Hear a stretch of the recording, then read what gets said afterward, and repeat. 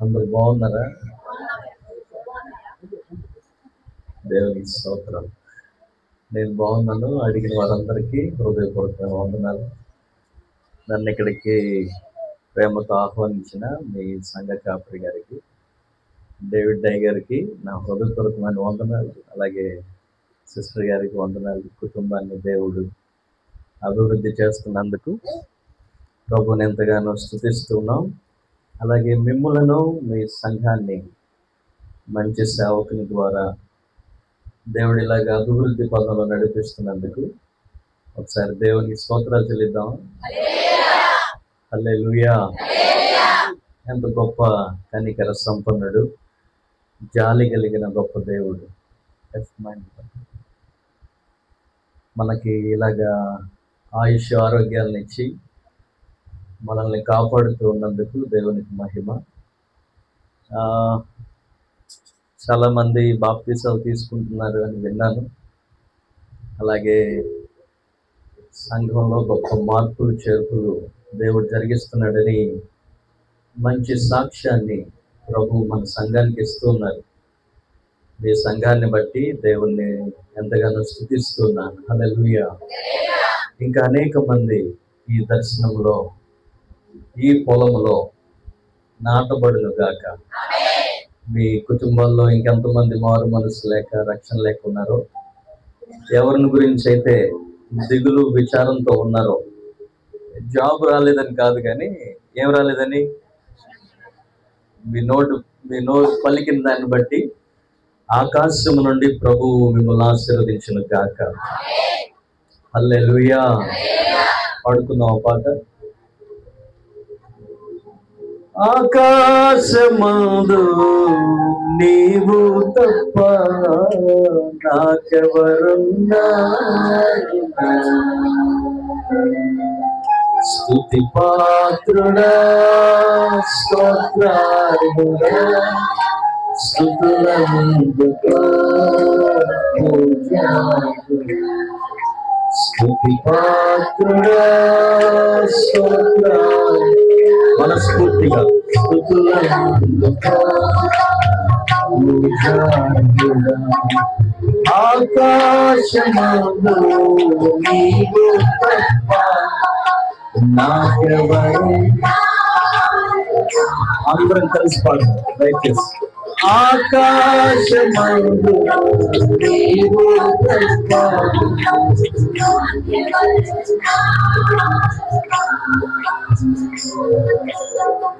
పాత్రుడా, స్తోత్రార్హుడా, స్తుతులందుకో స్తుతి పాత్రుడా.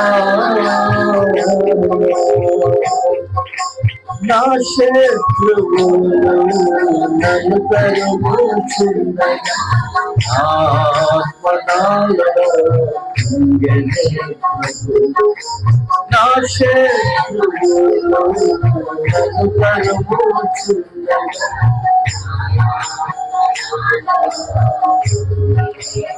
అందరం పాడుతాం. మనసు నీ వైపు తిప్పిన వెంటనే శత్రువుల చేతి నుండి విడిపి అయ్యా కాపాడినావు. నా మనసు నీ వైపు తిప్పిన వెంటనే విడిపించినావు, కాపాడినావు. స్తుతి పాత్రుడా, స్తోత్రార్హుడా, స్తుతులందుకో స్తుతి పాత్రుడా. నా ప్రాణ స్నేహితులు నన్ను నిలిచేరుగా.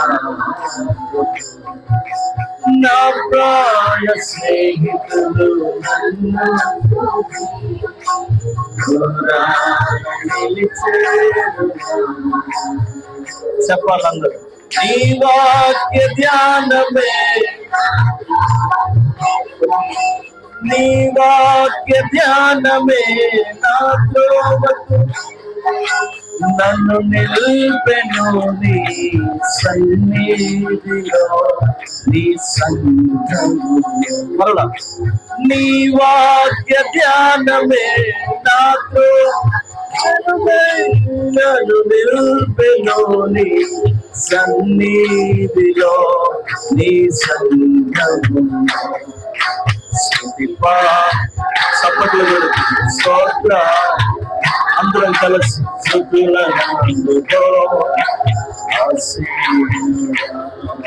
స్తుతిపాత్రుడా స్తోత్ర చెప్దాం వెనకాలంలో వాళ్ళు కూడా దయచేసి చెప్దాం పడుకోండి ఆకాశమందు నీవు యేసయ్యా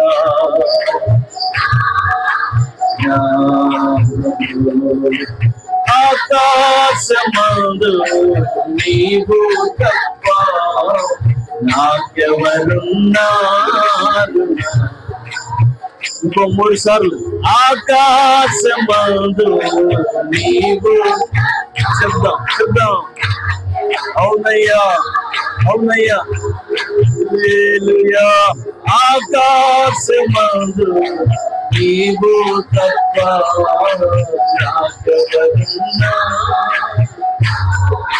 ఆఖరిగా కలిసి ఆకాశమందు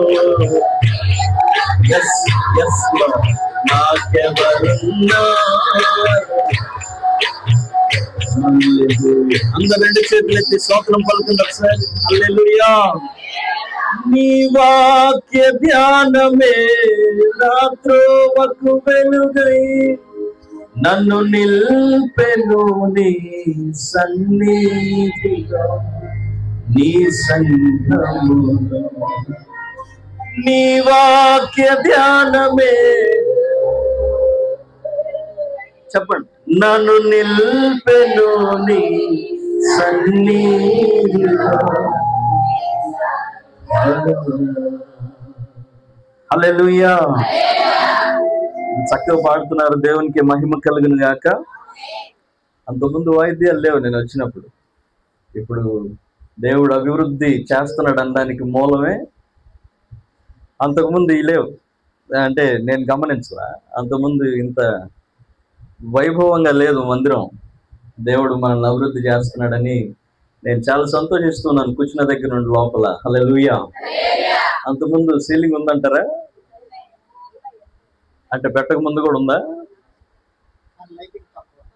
ఆహా ఓకే లైట్లు పెట్టారు కొత్తగా ఓకే సరే దేవుడు ఇచ్చిన మార్పులకై దేవునికి స్తోత్రం హల్లెలూయా ఈ ఉపవాస కూడికల్లో ప్రభు మనల్ని అందరినీ దీవించాలని కోరుకుంటున్నాడు ఎప్పుడైతే ప్రభు ఇశ్రాయేల్ ప్రజలందరినీ ఆయన నమ్ముకున్న వారందరినీ మీరు రండి లోయలోకి రండి అరణ్యంలోకి రండి అని ఎప్పుడైతే పిలుపునందుకున్నారో వారందరూ ఉన్న పనులన్నీ మానేసుకొని ఎక్కడికి వెళ్ళారట చెప్పరేంటండి దేవుడు ఎక్కడైతే పిలిచారో అక్కడికి వెళ్ళి కూర్చునేవారు అప్పుడు ఆకాశము నుండి అగ్ని వలె దేవుడు ప్రత్యక్షమయ్యేవాడు ఆ ప్రత్యక్షమైనప్పుడల్లా వారందరికీ సంవత్సరం అంతా సుఖ సౌఖ్యాలు ఉండేవి హల్లెలూయా సంవత్సర కాలం అంతా సమృద్ధిని దేవుడు ఇచ్చేవాడు స్తుతించండి ఆమేన్ సంవత్సర కాలం అంతా దేవుడు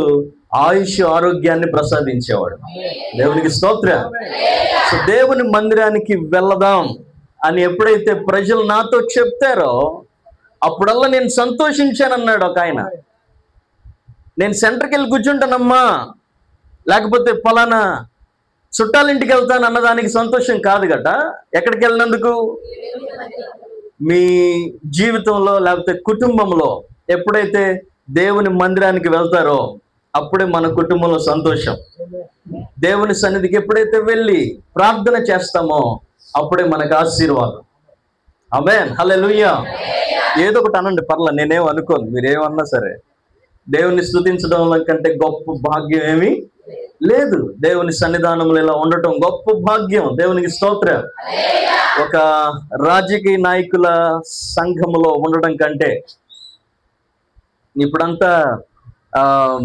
డోక్రా చెప్పరే సంఘములో ఉండడం కంటే, ఏమండి, సెంటర్లో ఉన్న రకరకాల సంఘాలలో ఉండడం కంటే, ఆ నాయకుడి పేరు చెప్పుకొని ఆయనకు మంచిదే మంచిదే, కానీ దానికంటే గొప్ప భాగ్యం ఏంటంటే దేవుని సన్నిధి. దేవునికి స్తోత్రం. మీరు హల్లెలూయా అన్నప్పుడు 2 చేతులు కూడా ఎత్తే బాగుంటుందని నా అభిప్రాయం. హల్లెలూయా. నైవేద్యం పెట్టేటప్పుడు దేవునికి శ్రేష్టమైంది అనండి, అదన్నా పెట్టాలి అనండి. ఇంటికి వచ్చిన కలెక్టర్ గారిని అలాగే పంపిస్తామా? ఆయన్ని సాటిస్ఫై చేసి పంపిస్తాం కదా. తినకపోయినా తిన్నా సరే ప్రిపేర్ చేస్తాం పెద్ద పెద్ద గెస్టుల్ని. అలాగే దేవుని మందిరంలో, దేవుని సన్నిధానంలో దేవుని తృప్తిపరిచే కృతజ్ఞత, హల్లెలూయా, గుండెలో నుండి పెళ్ళుబుకినప్పుడు మనల్ని ఆశీర్వదించే పాత్రలుగా, ఆశీర్వాదానికి పాత్రలుగా మనల్ని దేవుడు చేస్తాడు. మన ముందున్న భవిష్యత్తును దేవుడు మలుస్తాడు. హల్లెలూయా. మనకి రాబోతున్న కీడు నుండి దేవుడు మనల్ని తప్పిస్తాడు. ఎప్పుడు? కృతజ్ఞతతో దేవుని ఆరాధన చేస్తూ ఉన్నప్పుడు. చూడండి, అందుకని దేవుని సన్నిధానం గొప్ప భాగ్యం. ఒక ఇంటికి యేసు ప్రభు వారు వెళ్ళారు. ఆ ఇంట్లో ఉన్న వారందరూ యేసు ప్రభు వారి దగ్గర కూర్చోవాలని ఆయన ఆశపడ్డాడు. పాస్టర్ గారి ఇంటికి వచ్చిన తర్వాత అప్పుడు మొదలేస్తారు కదా, ఏమని? మంచం దులపడం, చైర్ దులపడం, ఏమండి, ప్రార్థన పెట్టుకున్నారు. కానీ ముందు ముందు సిద్ధపాటు మనందరం అదేగా, చెప్పండి. ముందు సిద్ధపరచం. పాస్టర్ గారు ఎప్పుడైతే వెళ్తారో అప్పుడప్పుడు హడవుడు చేసేస్తాం. ఎన్ని పనులండి, అన్ని నేనే. మీ అందరికి బాగా తెలుసండి. ఎవరు లేరండి చూసుకునే వాళ్ళు, అన్ని నేనే చేయాలి. ఎన్ని పనులండి. ఆ పాస్టర్ గారికి ఏమో, అమ్మా మీరు నేను వచ్చే లోపే సిద్ధపడి సన్నిధిలో కూర్చుంటే ఎంత బాగుండని ఆయన ఎదురు చూస్తూ ఉంటాడు. యేసు ప్రభు వారు మాట్లాడుతూ ఉన్నారు, వాక్యం చెప్తూ ఉంటే, ముగ్గురుంటే ఒక ఆవిడే కూర్చుని ఉంది యేసు ప్రభు వారి దగ్గర. ఒక ఆమె అన్ని పనులు చూసుకుంటా ఉంటే యేసు ప్రభు వారు అన్నారు, చెప్పరే అమ్మా, ఇక్కడికి రా, ఇక్కడికి వచ్చి కూర్చో. ఇదిగో నీ సహోదరి ఉత్తమమైనది కోరుకుంది. 2 చేతులెత్తి దేవునికి స్తోత్రం. హల్లెలూయా. ఏం కోరుకుందట ఆవిడ? ఉత్తమమైనది. ఈ ప్రపంచంలో ఉత్తమమైనది, అఫీషియల్ లేకపోతే హై క్లాస్ ఏదంటే దేవుని పాద సన్నిధి. దేవునికి స్తోత్రం. ఒకానొక రోజున దేవుని పాద సన్నిధిని ఒక దేవదూతకి దేవుడు ప్రసాదించాడు. ఆ దేవదూత గర్వంతో దేవుని పాద సన్నిధికి పోగొట్టుకున్నాడు. ఆ దేవదూత స్థానాన్ని 1000 కోట్ల దేవదూతల్లో ఎవరికి ఇవ్వాలా ప్రభు? ఎవరికి ఇచ్చాడో తెలుసా? చెప్పరేంటండి? ఇదిగో ప్రభు సన్నిధానంలో ఉన్న నీకు నాకే ఇచ్చాడు. ఆయన పాదాలు పెట్టుకునే సన్నిధి, ఆయన పాదాల దగ్గర కూర్చునే సన్నిధి. దేవునికే మహిమ కలుగును గాక. ఆ సన్నిధిని నువ్వు నేను ఉపయోగించుకోవాలి. ఉపయోగించుకున్నప్పుడు దేవుడు మనల్ని ఆశీర్వదిస్తాడు. ఏంటిదట? దేవుని సన్నిధి ఉత్తమమైనది. చెప్పండి అన్నమాట. హల్లెలూయా. అందుకనే కలెక్టర్లు సైతం వారి జాబును మానేసి దేవుని సన్నిధిలో కూర్చుంటున్నారు. డాక్టర్లు సైతం వారి జాబును మానేసి దేవుని సన్నిధిలో, హల్లెలూయానో ఆమెనో చెప్పండి, పర్లా. మీరు అలా చెప్తే ఇంకా అనేకులు దేవుడు దర్శిస్తాడని నా ఆశ. అంతే. దేవునికి స్తోత్రం.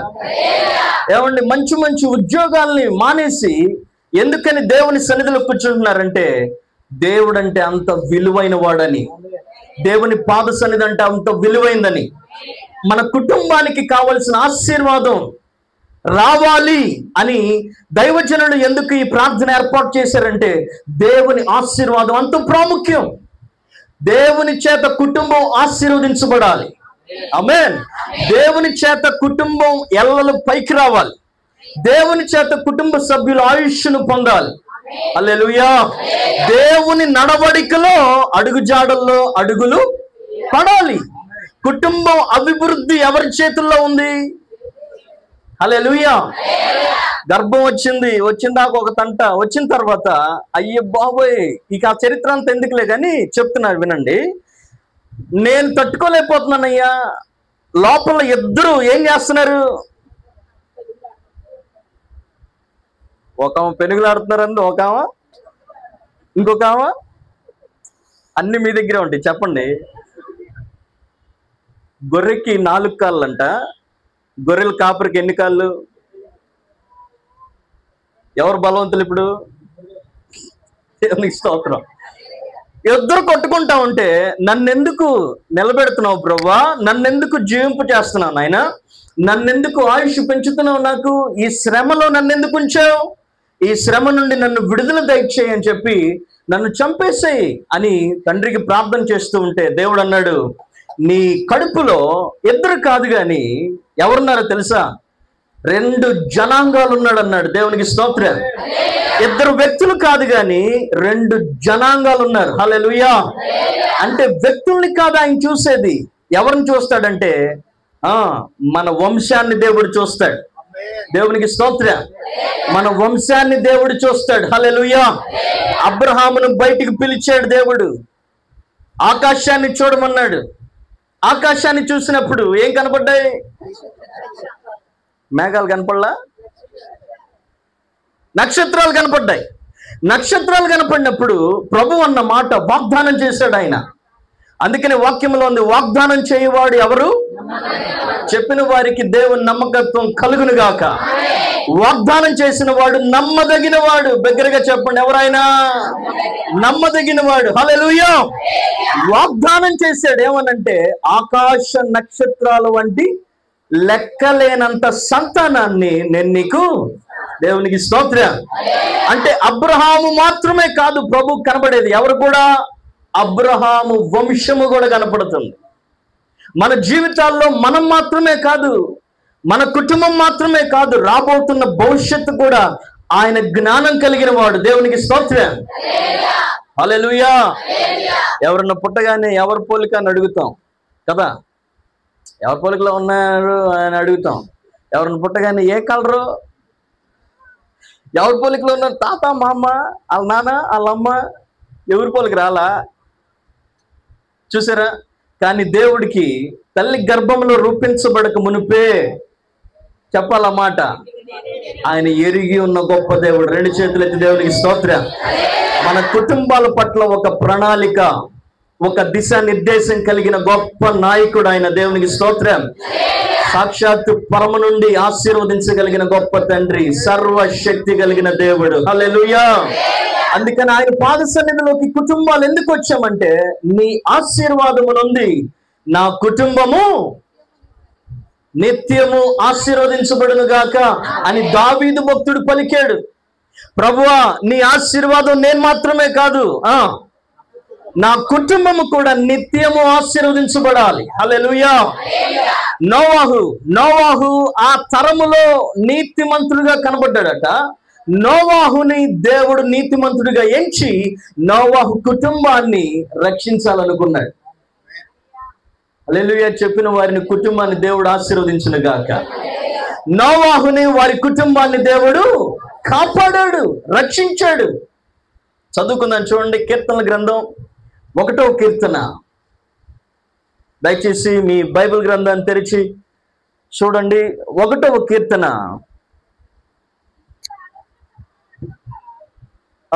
ఆఖరి మాట చదువుకుందాం చూడండి. నీతిమంతుల మార్గము యెహోవాకు తెలియను, దుష్టుల మార్గము.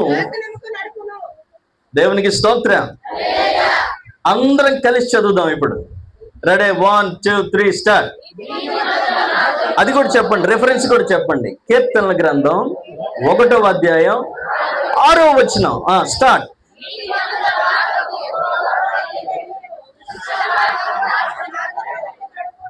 హల్లెలూయా. దయచేసి నా వెనకాల చెప్పండి, నీతిమంతుల మార్గము.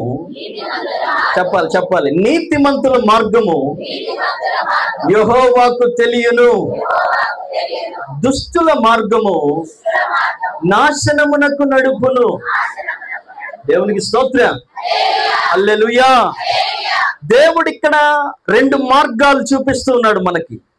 దేవునిలో బ్రతుకుతున్న మన జీవితంలో ఏ మార్గంలో వెళ్ళాలో ప్రభు మనకి సూచిస్తూ ఉన్నాడు. 2 మార్గాలు ఉన్నాయి. ఆ 2 మార్గాలు, ఒకటి నీతిమంతుల మార్గం, రెండోది దుష్టులు. దేవునికి స్తోత్రం. దుష్టుల యొక్క మార్గముకు వచ్చే పర్యవసానాలు దేవుడు డిసైడ్ చేసేసాడు. ఏమని డిసైడ్ చేశాడంటే, దుష్టులు ఆలోచనలు, దుష్టుల మార్గములు, దుష్టుల ప్రవర్తన, దుష్టుల బిహేవియర్స్, దేర్ యాటిట్యూడ్, వారి యొక్క మార్గము ఎక్కడికి వెళ్తుంది? ఇక తప్పించుకోవడానికి లేదు. హల్లెలూయా. దుష్టత్వంలో కాలు పెడితే ఖచ్చితంగా ఎక్కడికి వెళ్తారట? కానీ నీతిమంతుల మార్గంలోకి ప్రవేశిస్తే దేవునికి ఆ మార్గం తెలుసు. దేవునికి స్తోత్రం. హల్లెలూయా. నశించిపోము అనడానికి లేదు, కానీ నశించిన రక్షించడానికి ఆయన మార్గములో ఆయన తోడుగా ఉంటాడు. నీతిమంతుల మార్గము ఎవరికి తెలుసు? మన నాన్నగారికి తెలియకపోవచ్చు, ఆమేనండి, మన తల్లికి తెలియకపోవచ్చు. అందుకని ఆయన రాసుకున్నాడు కదా భక్తుడు పాట, నేను లేరా మధ్య మధ్యలో పాటలు పాట తేడా ఉండండి దయచేసి, ఏం కాదులే, పాడదాం. శోధించబడిన మీదట సువర్ణమై మారెదను, శోధించబడిన మీదట నేను సువర్ణమై. అందరూ చెప్దామా? హల్లెలూయా, గ్లోరీ, హల్లెలూయా, ఆమేన్, హల్లెలూయా.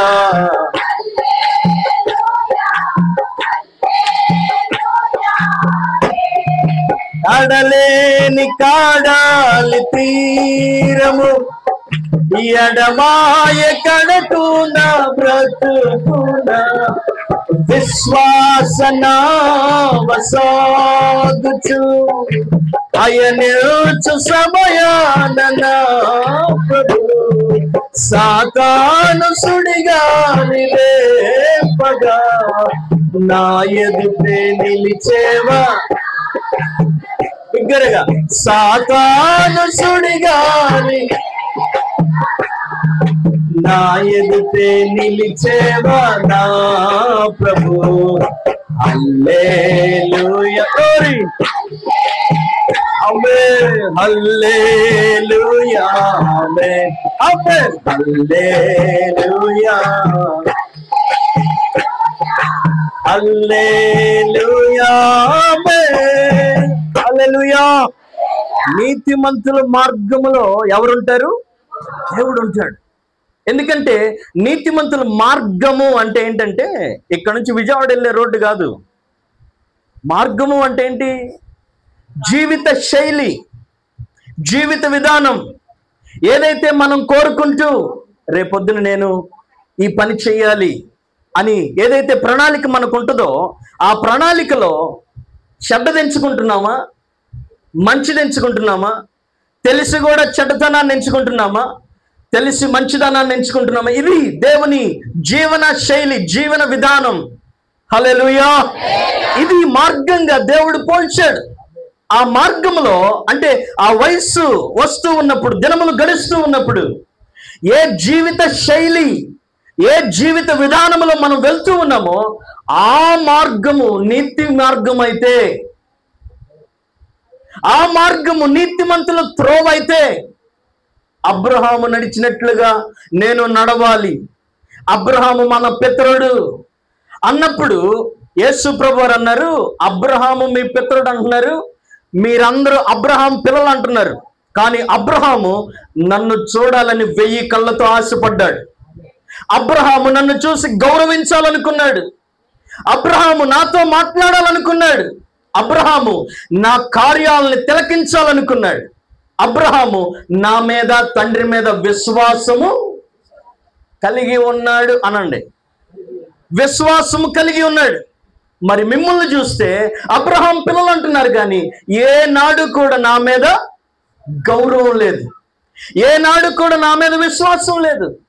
అదేమన్నంటే నీవు క్రీస్తు అనేవాడివి కానే, నువ్వు అభిషిక్తుడు కాదు, నువ్వు రక్షకుడు కాదు, నువ్వు దేవుని కుమారుడు అసలు కానే అని చెప్పి నన్ను అవమానిస్తున్నారు. అబ్రహాము పిల్లలు అవ్వాలంటే రాళ్లలో నుండి కూడా దేవుడు నడిపిస్తాడు, రాళ్లలో నుండి కూడా దేవుడు ఆశ్చర్యం చేస్తాడు. కానీ అబ్రహాం పిల్లం అని చెప్పుకుంటూ అబ్రహాముకున్న విశ్వాసం లేకపోతే, హల్లెలూయా, కాబట్టి మన జీవితంలో దేవుని నీతిలో నడుస్తూ ఉన్నప్పుడు సమస్యలు వస్తాయి, ఇబ్బందులు వస్తాయి, అవమానాలు వస్తాయి. లోకములో మీకు ఏం కలుగుతుంది? శ్రమ లేకుండా ఉంటుందండి. ఇల్లు కట్టించేటప్పుడు పెయింటోడు అన్నాడు, అసలు పెయింట్ అంటే చాలా శ్రమ అండి, ఆ పెయింట్ వేసే విషయం ప్లాస్టింగ్ వేసేవాడికి ఏం తెలుసు అన్నాడు. భలే నవ్వారు మీరు. పెయింట్ వేయడం ప్లాస్టింగ్ వాడికి ఏం తెలుసు? ఆ పెయింట్లో ఉన్న రకాలన్నీ చెప్పుకొచ్చాడు, ఆ శ్రమ అంతా చెప్పుకొచ్చాడు. ప్లాస్టింగ్ వాడి దగ్గరికి వెళ్తే అసలు పెయింట్ వాడికి ఎంత సుఖమో తెలుసా అండి? ప్లాస్టింగ్ చేయడం ఎంత కష్టమో చెప్పరేంటండి? పెయింట్ వేడుకోవాడికి ఏం తెలుసండి? పెయింట్ వేసేటప్పుడు ఇక్కడ బాలేదు అక్కడ బాలేదు అంటాడు, కానీ ప్లాస్టింగ్ చేసేటప్పుడు ఆయన రమ్మనండి ఒకసారి, అందుకని పెళ్లి చేసి చూడు, మీకు బాగా తెలుసండి ఇవన్నీ అన్నారు పెద్దలు. చూసుకుంటూ పోతే లోకములో శ్రమ లేని చోటు ఏది లేదు. డబ్బులున్న వాడికి ఏంటండి అని అనుకుంటాం, వాడికి ఉండాల్సిన శ్రమ వాడికి ఉంటుంది. పేదవాడికి ఏమి లేని వాడికి అన్ని శ్రమలేనండి. నో, ప్రపంచంలో ఎక్కడికి పోయినా శ్రమే.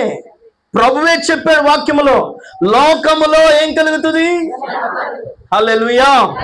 కానీ ప్రభు ఇంకో మాట కూడా చెప్పాడు,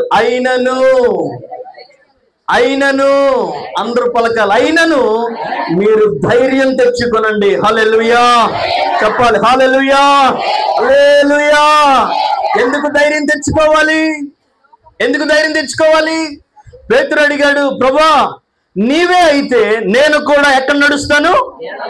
నిజంగా నువ్వు ప్రభువు అయితే, నిజంగా నువ్వు సర్వశక్తిమంతుడు అయితే, నిజంగా నువ్వు దేవుని కుమారుడు అయితే, మమ్మల్ని కాపాడడానికి వచ్చిన నజరేయు వాడు అయితే నేను కూడా ఎక్కడ నడుస్తాను అనగానే ప్రభు అన్నాడు, కమాన్ బయటికి రా, లేకపోతే నడు అని చెప్పగానే పేతురు ఏం చేయగలిగాడో తెలుసా? నీళ్ల మీద నడవగలిగాడు. దేవునికి స్తోత్రం. ఆ నడిసేవాడు బయటికి వెళ్తుంటే చుట్టుపక్కల ఉన్న వాళ్ళు, ఆ పడవలో ఉన్న వాళ్ళు అందరూ అన్నారంట, ఒరే వీడికేమి ఏ కాలం వచ్చింది? బా మీ దగ్గర అడగటం ఆలస్యం. అయ్యారు భలే విశ్వాసాలు ప్రభు మీకు ఇచ్చారు. దేవునికి స్తోత్రం.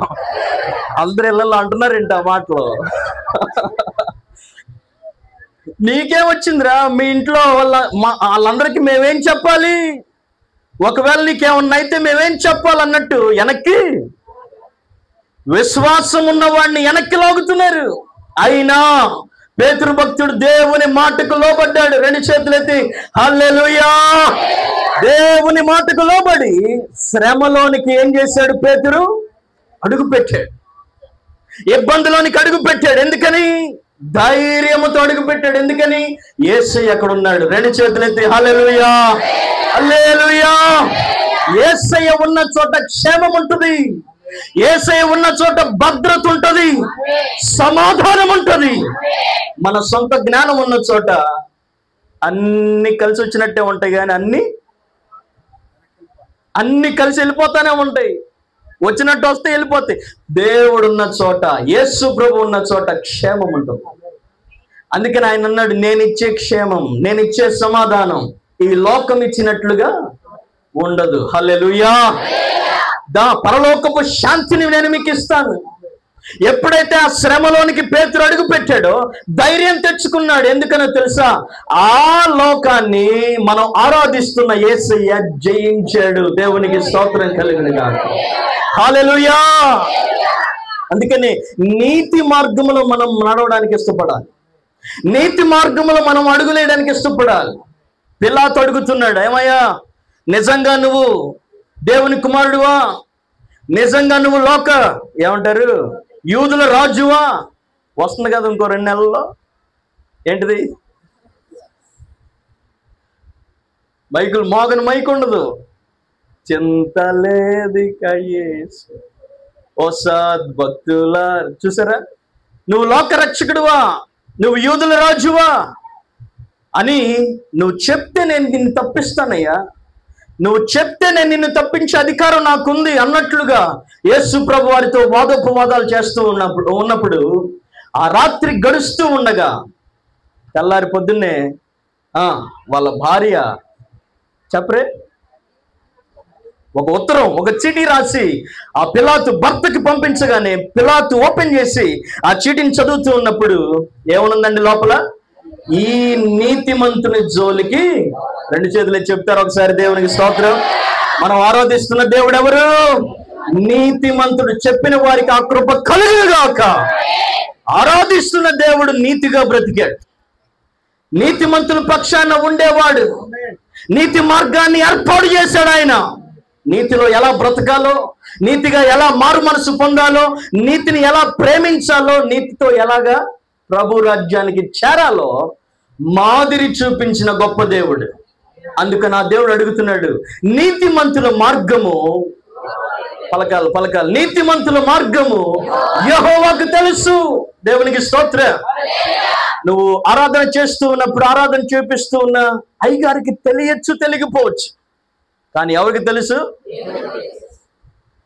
ఆ రాజు వచ్చి అడుగుతున్నాడు, అయ్యా రాత్రి భయంకరమైన కల వచ్చింది, ఏం కలో చెప్పు రాజా, ఆ అర్థం మేము, విచిత్రమైన కళ, ఏం కలో చెప్పు రాజా, ఆ అర్థం మేము అందించండి. దేవునికి స్తోత్రం. మిమ్మల్ని అడగనులే, అందించండి. ఏం కలో చెప్పు రాజా, ఆ కళకి అర్థం మేము చెప్తాం, భావం మేము చెప్తాం అంటే రాజుగారు ఒక్కసారిగా టబాకే పిలిచినట్టు పిలిచాడు. ఏమని? అసలు కళే నాకు గుర్తులేదు, మీరు కళ చెప్పాలి.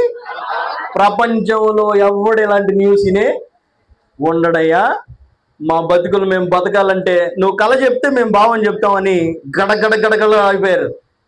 ఎప్పుడైతే దానియేలనే దేవుని ఆత్మ కలిగిన సహోదరుడు, దేవునికి స్తోత్రం, దేవుని ఆత్మ కలిగిన సేవకుడు, హల్లెలూయా, ఎప్పుడైతే ఆ రాజ్యములో ఆ స్థానములో ఉన్నాడని తెలుసుకున్నారో ఆ దానియేలును పిలిపించారు.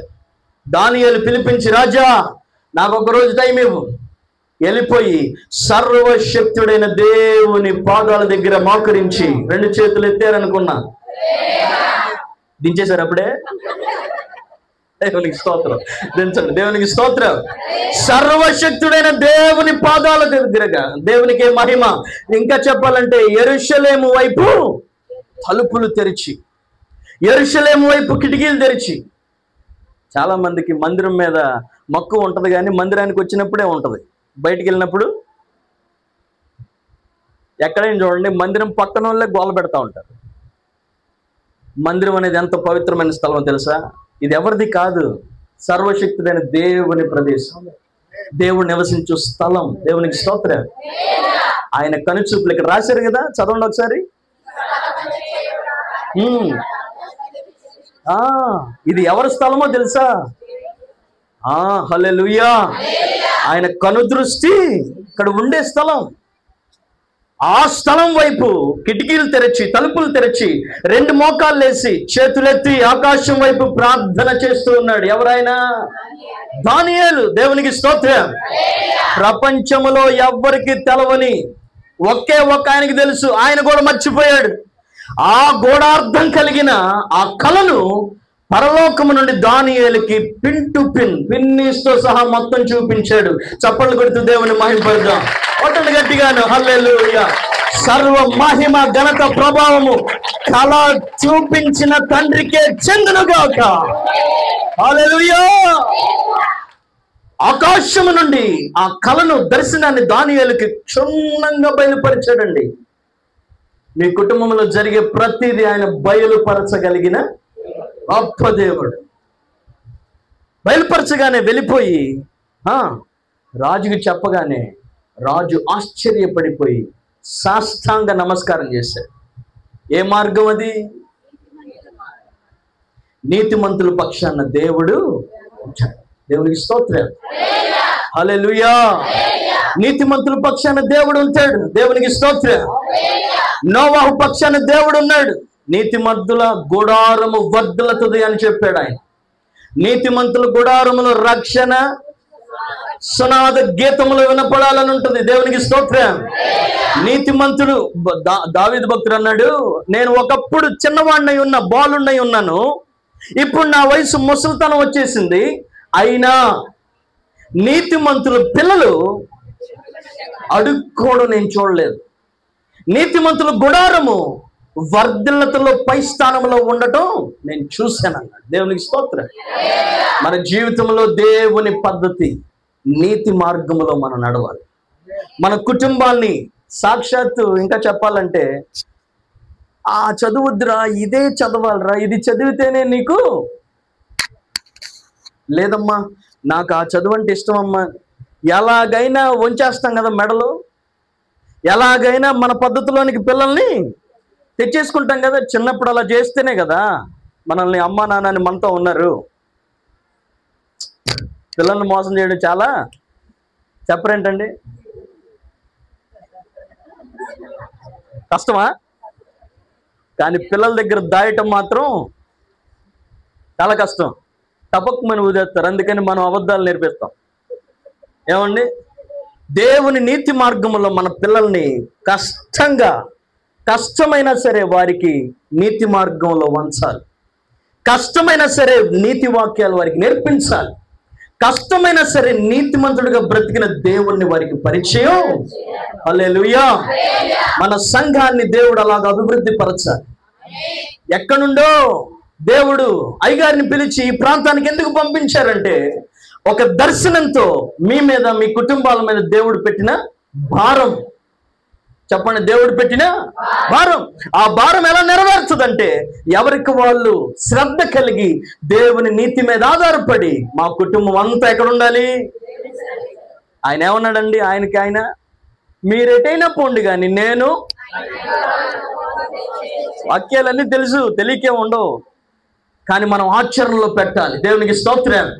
ఈ ప్రార్థనల ముగించిన తర్వాత ఈ సంవత్సరంలో, వచ్చే సంవత్సరంలో, ఇక మీ ఆయుష్కాలంలో ఇలాంటి నీతి మార్గమును దేవుడు స్థాపించునుగాక. మీ కుటుంబాల్లో నీతిగా బ్రతికే వారిని దేవుడు లేపునుగాక. హల్లెలూయా.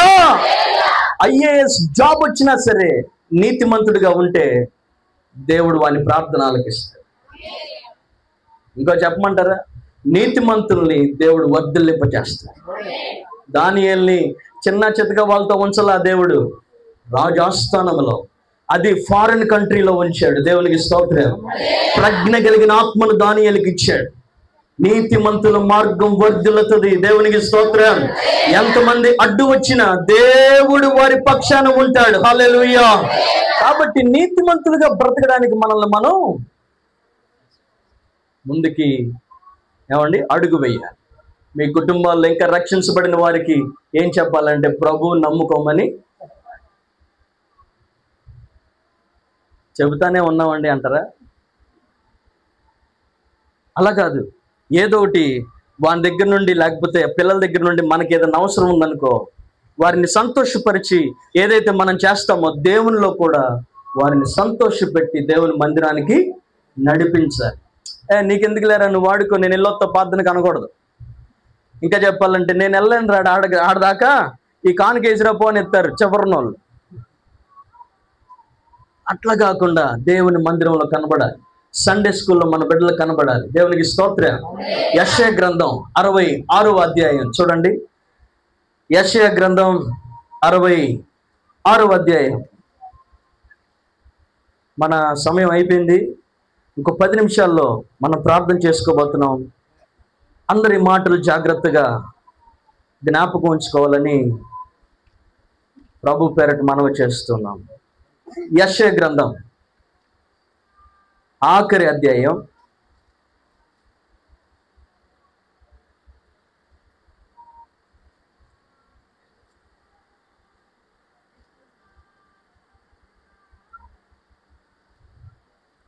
మాటల్లో చక్కని మాటలు ఉన్నాయి చూడండి.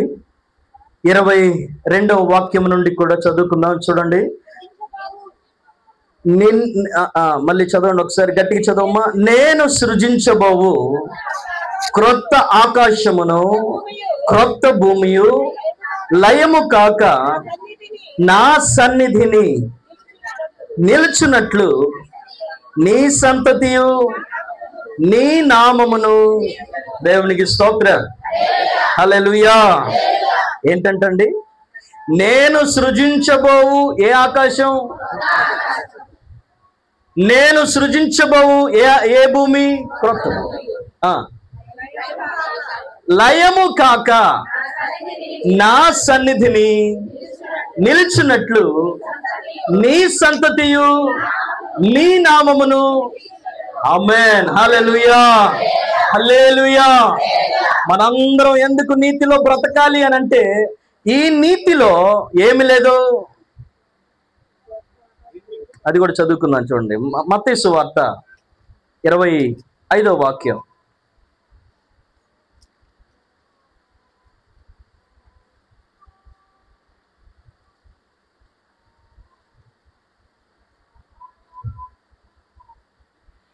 మత్తయి సువార్త 25వ వాక్యం ఆఖరి వచనాన్ని చూడండి. అందరం కలిసి చదువుకుందాం. స్టార్ట్. 27వ పేజీ, క్రొత్త నిబంధన.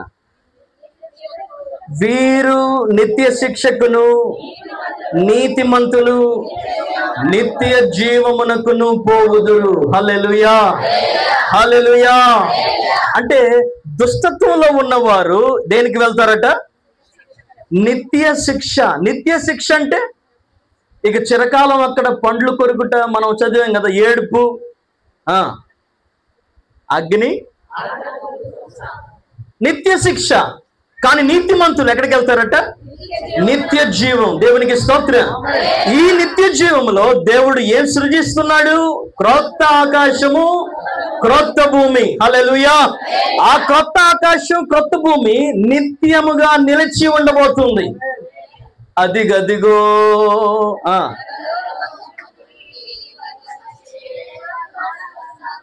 ఏ సంఘము ఎక్కడి నుండి వస్తుంది అంటే, మనందరం ఎక్కడికి చేర్చబడుతున్నాం? క్రొత్త ఆకాశమునకు. హల్లెలూయా. క్రొత్త భూమిలోనికి. దేవునికి స్తోత్రం. అక్కడి నుండి మనము మాత్రమే కాకుండా మన సంతానాన్ని ప్రభు చెప్తున్నాడు చూడండి.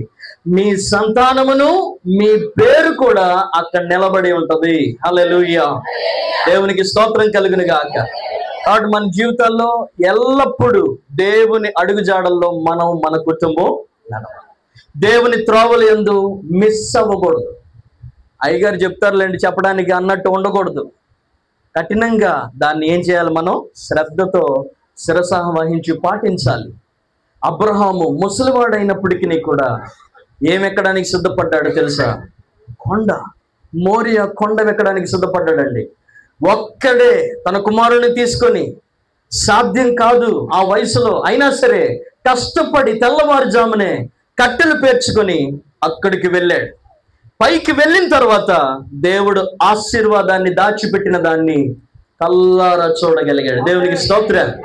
ఇంకా చెప్పమంటారా? ఇప్పుడు నాకు తెలుస్తుంది నీవు దేవునికి భయపడువాడువని అని అబ్రహాముతో దేవుడు చెప్పాడు.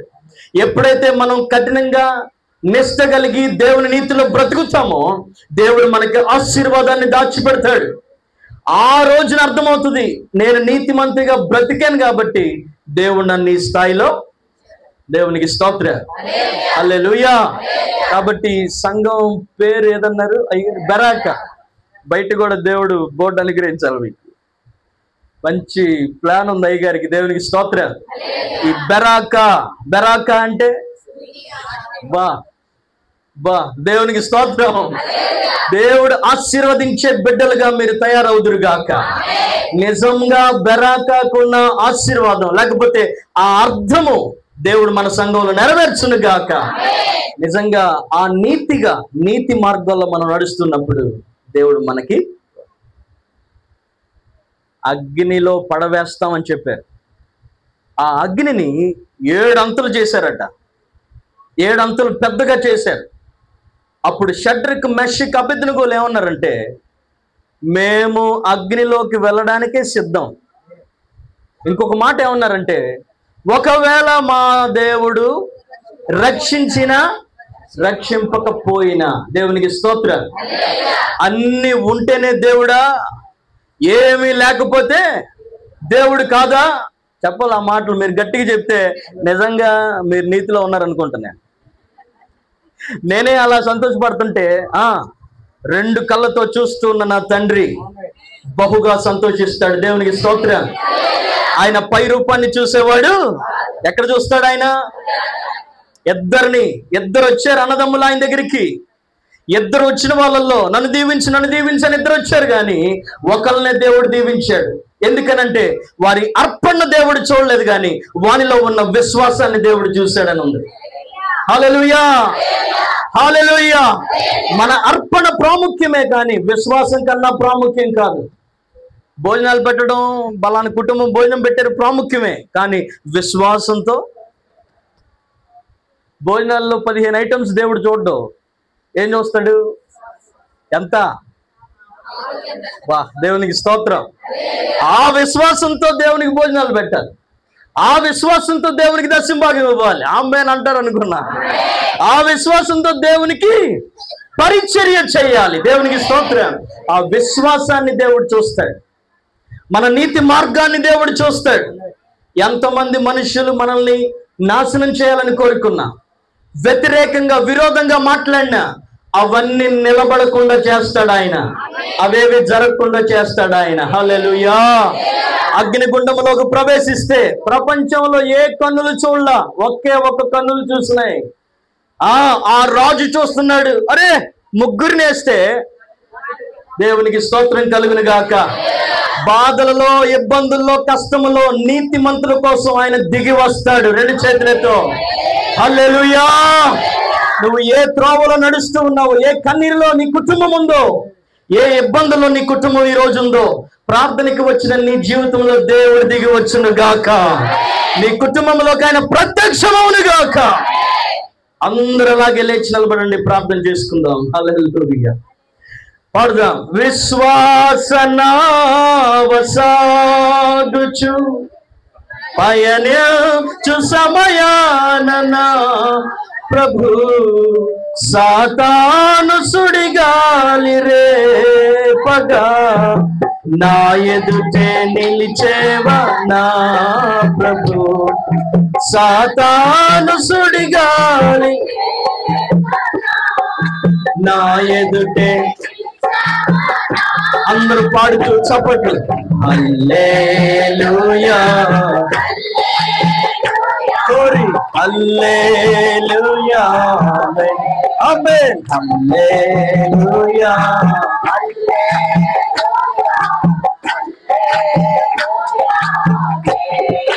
నేను వెళ్ళే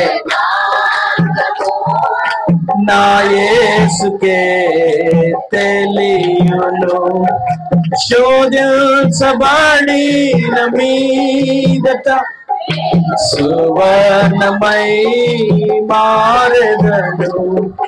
శోధించబడిన మీదట. అందరు కళ్ళు మూసుకుని దయచేసి శబ్దం. హల్లెలూయా, హల్లెలూయా, హల్లెలూయా. ఓ దేవుడు ఆశ్చర్యం జరిగించును గాక. హల్లెలూయా, హల్లెలూయా. విశ్వాసనావసాగుచు పయనించు సమయాన ప్రభు సాతాను సుడిగాలి రేపగా నా ఎదుటే నిలిచేవా నా. సాతాను. అందరూ చప్పట్లు కొడుతూ పాడుదాం. అమ్మా పాడుదాం. హల్లెలూయా, హల్లెలూయా.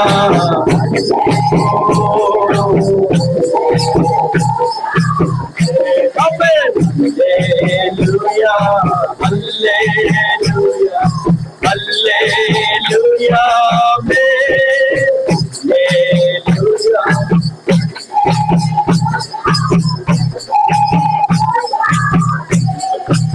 హల్లెలూయా, హల్లెలూయా. చేతిలోని పైరు చేతికి రాకున్న ఫలములన్నీ రాలిపోయినా, సిరి సిరి సంపదలన్నీ దూరమైపోయినా నేను చెల్లించనులే. చేనిలోని పైరు అందరూ పలుకుదాం పలుకుదాం, ఫలములన్నీ రాలిపోయినా సిరి సంపదలన్నీ దూరమై నేను చెల్లించనులే. నిశ్చలమైన రాజ్యము కొరకే ఎల్లవేళలా నిన్నే ఆరాధించులే. నిశ్చలమైన రాజ్యము కొరకే ఎల్లవేళలా హల్లెలూయా హల్లెలూయా ఆమేన్. హల్లెలూయా హల్లెలూయా హల్లెలూయా ఆమేన్. ఆఖరిగా హల్లెలూయా హల్లెలూయా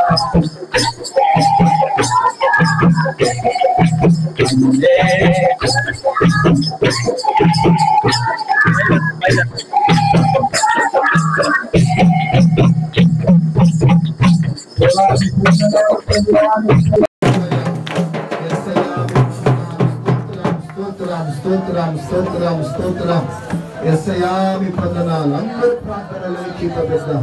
నమ్మదగిన దేవుడు, నీతి మార్గములో దేవుడు నీకున్నాడని, నీతి మార్గములను భయపడవద్దని, నీతి మార్గములను దిగులు చెందవద్దని ప్రభువుతో మాట్లాడిన మాటలు నీ హృదయంలో పెట్టుకున్నావు. మన హృదయాలను దాచుకున్నాము. శ్రమలు ఉండొచ్చు, కష్టాలు ఉండొచ్చు, ఇరుకులు ఉండొచ్చు, అయినా ఈ మార్గములు ప్రభు ఉన్నాడు. ప్రభు నిన్ను ధైర్యపరుస్తున్నాడు కదా, ప్రభు మార్గమే ఉన్నాడు కదా, ప్రభు ఆధారమే ఉన్నాడు కదా. ఆయనే సమస్తం ఆయన చూసుకుంటాడు. ఇదిగో అక్కడ అంటే అక్కడంటుంది ఆయనే ఇదిగో సమస్తమును చూసుకున్న దేవుడు, నువ్వు చూచుచున్న దేవుడు ఆయన పేరు పెట్టింది. నిన్ను చూస్తాడు ఆయన, ఈ కుటుంబాన్ని చూస్తాడు ఆయన, ఈ పిల్లలను చూస్తాడు ఆయన, ఈ కన్నీరు తుడుస్తాడు ఆయన, ఈ కుటుంబాన్ని ఆదరిస్తాడు ఆయన. ప్రార్థన చేసుకున్నాం. ప్రార్థన స్తోత్రములు స్తోత్రములు స్తోత్రములు.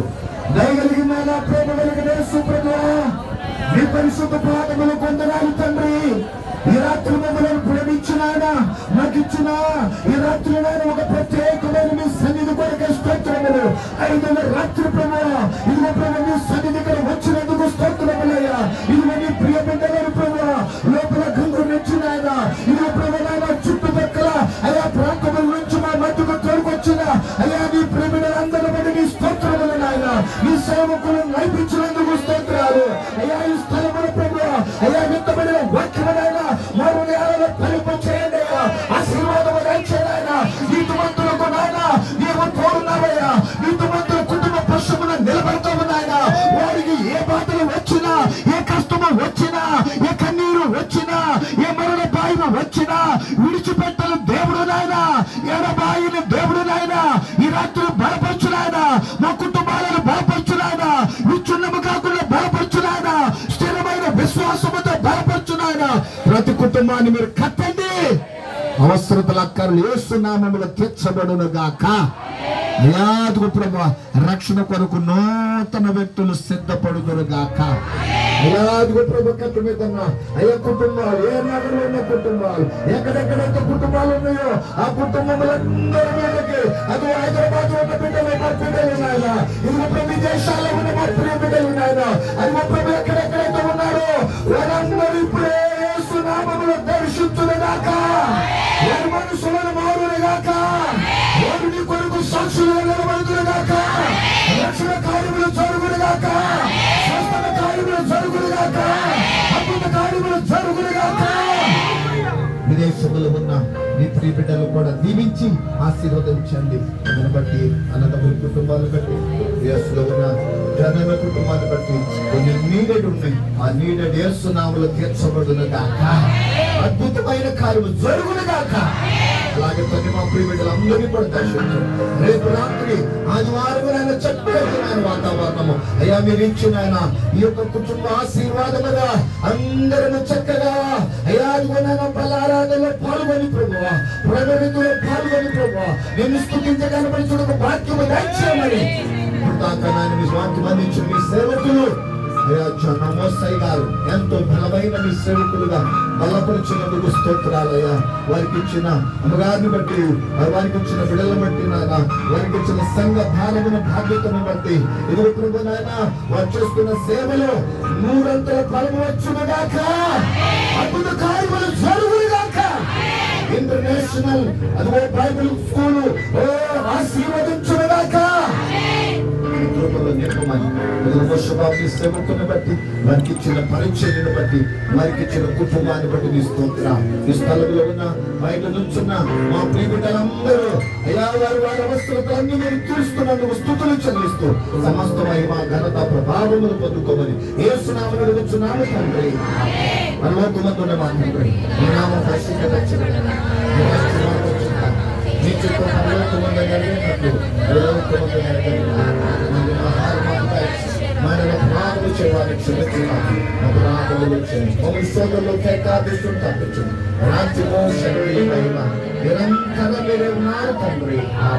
తండ్రి అయిన దేవుని ప్రేమ, కుమారుడైన యేసుక్రీస్తు కృప, పరిశుద్ధాత్మ సహవాసము సన్నిధి మనందరికీ సకల లోక భక్తులకును, వాక్యం ప్రకటించిన దాసులకును, వారి పరిచర్యకును, ఈ స్థలంలో ఉన్న దాసులకును, వారి పరిచర్యకును, ఎదుగు ఇక్కడ ఉన్న కుటుంబాలకును, ప్రతి ఒక్కరికి విదేశాలలో, హైదరాబాద్ లో అదిగో ఎక్కడెక్కడున్న మా ప్రియ బిడ్డలందరికీ దేవుడు సదాకాలముతో దేవుడు నడిపించును గాక.